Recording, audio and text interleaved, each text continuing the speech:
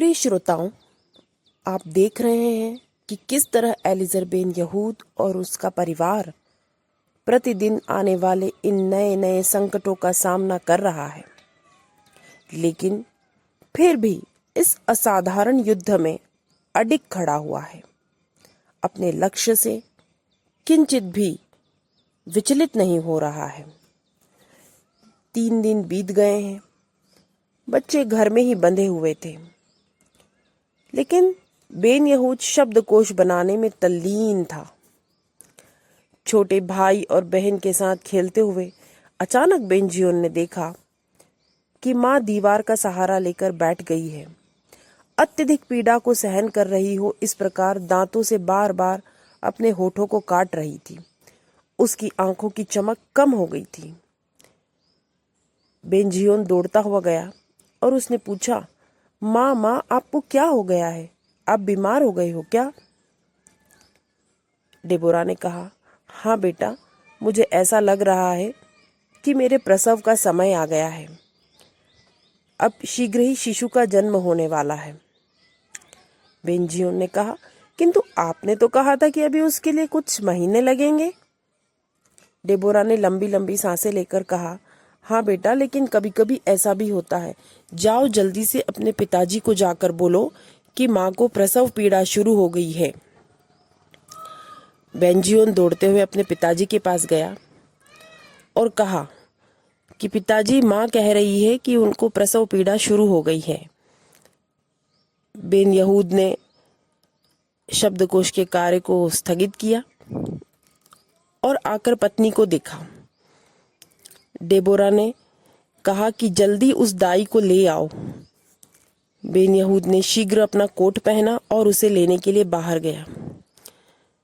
बेंजियोन वहीं माँ के पास बैठ गया और माँ के बालों को प्रेम से सहलाते हुए पूछा, माँ, क्या आपको पानी पीने की इच्छा है? मैं आपकी क्या सहायता करूं? डेबोरा ने कहा, नहीं बेटा, मैं किसी तरह जाकर बिस्तर में लेटती हूँ। तुम छोटे भाई बहन का ध्यान रखना। इतना कहकर डेबोरा धीरे धीरे उठी और अपने कमरे में जाकर लेट गई।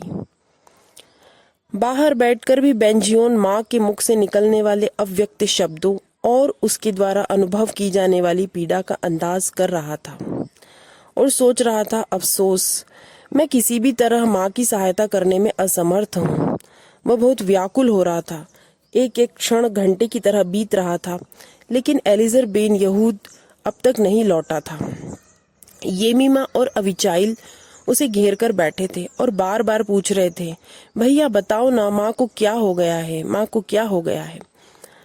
बेंजियोन ने कहा, शोर मत करो, तुम नहीं जानते, अभी माँ शिशु को जन्म दे रही है। जैसे तुम दोनों का जन्म हुआ था, वैसे ही अब एक नया शिशु आने वाला है। बेंजियोन किसी बड़े व्यक्ति की तरह व्यवहार कर रहा था। उसने वहीं बैठकर दोनों भाई बहनों को गले लगा लिया और अपनी गोद में सुला लिया। तीनों बच्चे माँ के लिए कुछ भी करने में असमर्थ थे, लेकिन दरवाजे के बाहर बैठकर माँ की पीड़ा का अनुमान लगा रहे थे। लंबे समय के बाद बेन यहूद लौटा, लेकिन उसका चेहरा धुंधला था। उसने डेबोरा से कहा कि उन लोगों ने मेरा रास्ता रोक लिया। वे कहते हैं कि मैंने उनकी पवित्र हिब्रू भाषा को अपवित्र किया है। मैंने बार बार उन्हें घर की परिस्थिति को समझाने की कोशिश की, किंतु उनमें से मेरी बात सुनने के लिए कोई तैयार ही नहीं था। बेन यहूद ने बड़े दुख और विषाद से यह सब कुछ कहा। तब डेबोरा ने कहा, प्रिय, जल्दी करो, हमारी पड़ोसन अरबी महिला सलीमा को ही ले आओ। सलीमा? और टूटे दांत वाली महिला माँ की क्या सहायता करेगी? ऐसा बेंजियोन ने मनी मन सोचा। डेबोरा ने कहा, जल्दी करो, जल्दी सलीमा को लेकर आओ। बेन यहूद खड़ा हुआ था अपनी जगह पर ही। उसने कहा, लेकिन वह अरबी महिला हिब्रू भाषा नहीं जानती है, तुम जानती हो, मैं उसे नहीं बुलाऊंगा। डेबोरा फिर चिल्लाई, अब मैं दर्द सहन नहीं कर सकती, शीघ्र सलीमा को ले आओ। किंतु ऐसा कह के बेन यहूद फिर भी खड़ा ही हुआ था। बेन जियोन दौड़ता हुआ आया। उसने कहा, पिताजी जल्दी करो, आप जाकर सलीमा को लाओ, मैं माँ के पास रहता हूँ। सबके अनुरोध को देखते हुए बेन यहूद कुछ सोचते हुए बाहर चला गया। कुछ समय बाद उसके साथ सलीमा आई। इस प्रकार के कार्यों में वह कुशल थी, इसलिए शीघ्र ही अपने काम में लग गई। लेकिन बेन यहूद ने उसे स्पष्ट कहा था कि तुम एक भी शब्द का उच्चारण नहीं करोगी। कमरे के बाहर बैठे हुए बच्चे माँ के रुदन को सुनते हुए ही सो गए। पूरी रात डेबोरा को प्रसव पीड़ा होती रही। अंत में सुबह बेन यहूद की दूसरी बेटी का जन्म हुआ। वह बहुत कमजोर थी। उसे देखने से ही लग रहा था कि वह बहुत समय तक जीवित नहीं रहेगी। डेबोरा ने कहा, प्रिय, किसी डॉक्टर को लेकर आओ, नहीं तो मुझे लगता है यह बेचारी जिंदा नहीं रहेगी। बेन यहूद ने कहा, मैं भी जानता हूँ कि किसी डॉक्टर को लाना ही होगा, लेकिन कैसे जाऊं? वे लोग मेरा रास्ता पुनः रोक लेंगे और वे दुष्ट लोग मुझे पत्थरों से मारेंगे। मैं बाहर कैसे जाऊं? तभी बेन जियोन बोला, पिताजी, मेरा परिचित एक साधु है, वह वैद्य भी है। वह मुझसे बहुत स्नेह करता है। नगर के पास बाहर ही पहाड़ के रास्ते में साधुओं के साथ रहता है। मैं उसे ले आता हूँ। ऐसा कहकर पिता की अनुमति की प्रतीक्षा किए बिना ही बेन जियोन दौड़ता हुआ वहां से चला गया। सुबह सुबह का समय था। रास्ते में कुछ लोग ही थे। बेन जियोन तेज कदमों से दौड़ते हुए नगर के बाहर पहाड़ की तलहटी में पहुंच गया। साधुओं के निवास स्थान में पहुंचकर उस पूर्व परिचित साधु को देखकर लड़खड़ाते शब्दों में किसी प्रकार उसने अपनी माता की बिगड़ी हुई तबीयत का हाल सुनाया। वह दयालु साधु तुरंत उसकी अंगुली पकड़कर उसके घर की ओर चल दिया।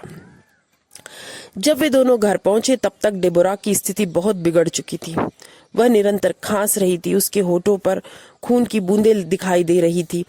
लंबे समय तक साधु उसके कमरे में ही रहा और विविध प्रकार के उपचार उसने किए। वहां से जाने के पहले उसने बेन यहूद के साथ फ्रेंच भाषा में विस्तार से बातचीत की। बेन जियोन ने उसके जाने के बाद पूछा, पिताजी, साधु ने आपसे क्या क्या कहा? बेन यहूद ने कहा, उन्होंने मुझे अपने घर बुलाया है और यह कहा है कि मैं वहीं शब्दकोश बनाने का काम करूं। देखो बेन जियोन, वह यहूदी नहीं है, फिर भी उसने मुझे और मेरे लक्ष्य को समझा है। लेकिन मेरा अपना ही समाज मेरा इस तरह अपमान करता है। ऐसा सोचते हुए बेन यहूद एक कोने में उदास होकर बैठ गया। पुनः बेन जियोन ने पूछा, शिशु और माँ के विषय में भी तो उसने कुछ कहा होगा ना? बेन यहूद ने कहा, हाँ, शिशु के विषय में अभी कुछ नहीं कहा जा सकता। और माँ के? बेन जियोन ने पुनः जिज्ञासा से पूछा। बेन यहूद बोला, वह भी बहुत कमजोर है बेटा। उनका मानना है कि उसे लंबे समय तक आराम करना चाहिए। इसी बीच डेबोरा को खांसी आना शुरू हो गई। उसने कहा कि देखो बेटा, हम जैसा सोचते हैं हमेशा वैसा नहीं होता।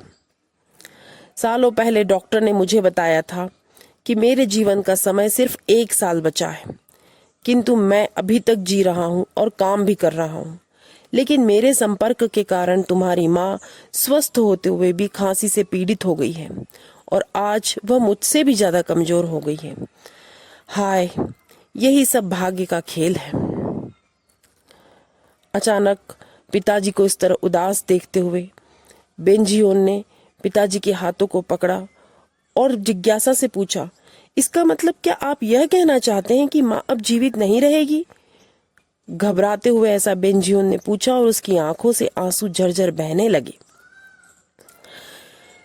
बेन यहूद ने बेन जियोन को अपनी गोद में बिठाया और कहा, नहीं नहीं बेटा, वैसा नहीं है। लेकिन वैद्य का कहना है कि वह इस हेमंत ऋतु की ठंड को सहन नहीं कर सकती, इसलिए हमें 2 महीने तक जेरूसलेम नगर को छोड़कर कहीं और जाना होगा। हमें जाफ्फा नगर जाना पड़ेगा। तभी बाहर शोर शराबा सुनाई देने लगा।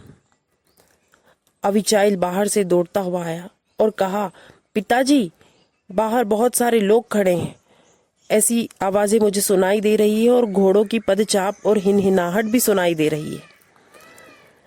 बेन यहूद ने कहा, बेंजियोन जल्दी करो, चार दीवारी के दरवाजे बंद करो, सारी खिड़कियां बंद करो। बेन यहूद को इस तरह घबराया हुआ देखकर बेंजियोन दुगना घबरा गया और उसने डरते हुए कहा, पिताजी यह सब क्या हो रहा है? बेन यहूद ने कहा, लगता है कोई नई विपत्ति आ गई है।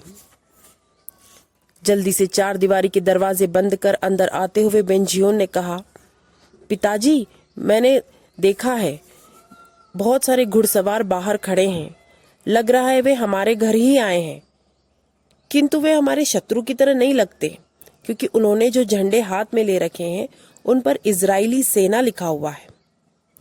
बेन यहूद ने आश्चर्य से घर के आंगन में जाकर दीवारों से बाहर नजरें दौड़ाईं। सच ही कई युवा लोग वहां खड़े थे। सभी ने अरबी वेशभूषा धारण कर रखी थी। बेन यहूद को पहचान कर उन्होंने कहा, हे गुरु बेन यहूद, हम आपकी रक्षा के लिए आए हैं। बेन यहूद ने दरवाजा खोला और कहा, आप सब कौन हैं, कहाँ से आए हैं? वे बोले, हम सब किसान हैं और स्वयं को इजरायली सैनिक मानते हैं। आप ही के लेखों को पढ़ पढ़कर हम इस पवित्र भूमि में निवास करने के लिए आए हैं और आप ही के कहने से हमने अपनी भूमि को जोता था। पास ही के भिन्न भिन्न गांवों और नगरों में हम रहते हैं। आपके बहिष्कार का समाचार जब हमने सुना तो आपकी रक्षा के लिए हम आ गए हैं। ऐसा? बड़े ही आश्चर्य से बेन यहूद ने यह सब सुना। उसे अपने कानों पर विश्वास नहीं हो रहा था, लेकिन अब उसे लग रहा था विपत्ति बुरे सपने की तरह दूर हो गई है। उसका मन भावुक हो गया।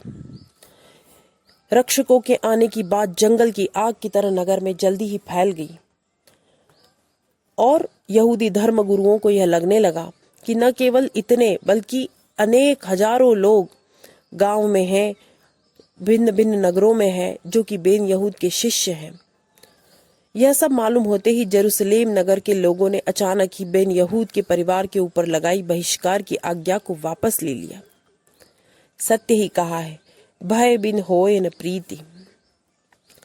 अब सब कुछ सामान्य हो चुका था। सभी यहूदी लोग उन लोगों से बातचीत करने लगे थे। नगर में डेबोरा की कुशलता को जानने के लिए बहुत से लोग भी उनके घर आने लगे थे। नए जन्म लिए शिशु के लिए दूध और अन्य प्रकार के आहार की जैसे बाढ़ ही आ गई थी। धीरे धीरे शिशु स्वस्थ हो गया। डेबोरा भी निश्चिंत हो गई और अपनी पुरानी स्थिति में आ गई। एक दिन बेन यहूद ने पूछा, इसका क्या नाम रखें? डेबोरा बोली, यह हमारे जीवन में शांति लाई है, इसलिए इसका नाम श्लोमिट रखेंगे। श्लोमिट का अर्थ हिब्रू भाषा में होता है शांति। जीवन में शांति मिल गई है, इस विषय में बेन यहूद को अभी भी विश्वास नहीं था। उसने सोचा, हो सकता है यह युद्ध के पहले की शांति हो। फिर भी डेबोरा की बात को उसने माना और बच्ची का नामकरण श्लोमिट ही कर दिया गया।